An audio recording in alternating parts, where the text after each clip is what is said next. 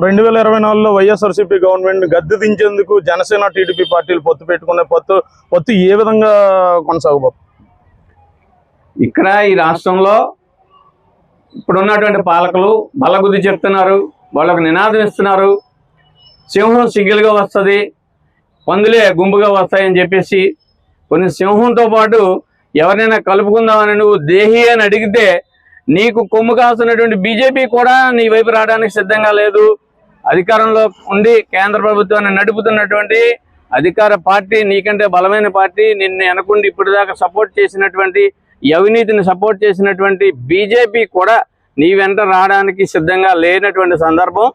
అటువంటప్పుడు ఈ రాష్ట్ర భవిష్యత్తు కోసం మేము ఈ రాష్ట్రాన్ని కాపాడడం కోసం ఈ రాష్ట్రంలో అత్యంత దారుణమైన పరిస్థితి ఏంటంటే, నేనని నా తరపున ఒక సంస్థని నేను ఏదో సంస్థ నుండి మాకున్న ఈ కష్టాలని చెప్పడానికి రోడ్డెక్కితే పోలీస్ యాక్ట్ 13 అమలు చేస్తున్నావు. నువ్వు రోడ్డెక్కి గొంతు విప్పి ప్రజల కష్టాన్ని వినడం కోసం నువ్వు అవకాశం ఇవ్వట్లేదు.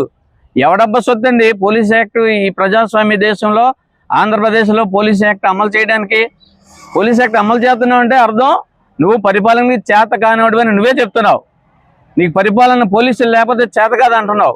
అలాంటి తరుణంలో నువ్వు పరిపాలన చేత కానివాడు కాబట్టి ఈ రాష్ట్ర ప్రజలకి ప్రజాస్వామ్యయుతమైనటువంటి ప్రభుత్వం కోరుకుంటున్న సందర్భంలో పొత్తులో భాగంగా ఇటు జనసేన, తెలుగుదేశం పార్టీ వాళ్ళు ఒక రాష్ట్రం కోసం కొన్ని డిమాండ్లను పక్కన పెట్టుకొని ఒక విధమైనటువంటి అనుకోతోటి ప్రజలకి మనం మేలు చేద్దాం అనేటువంటి పద్ధతిలో వెళ్ళాలని తక్కువ సీట్లు కోరినటువంటి జనసేన అధినేత పవన్ కళ్యాణ్ ఈ సందర్భంగా అభినందిస్తూ, పవన్ కళ్యాణ్ మద్దతు తీసుకొని ఈ రాష్ట్రంలో ప్రజాస్వామ్యయుతమైనటువంటి ప్రభుత్వాన్ని తీసుకురావడానికి నేను ముందుండి పెద్దన పాత్ర పోషిస్తానని చెప్పిన చంద్రబాబు నాయుడిని కూడా అభినందిస్తున్నాం.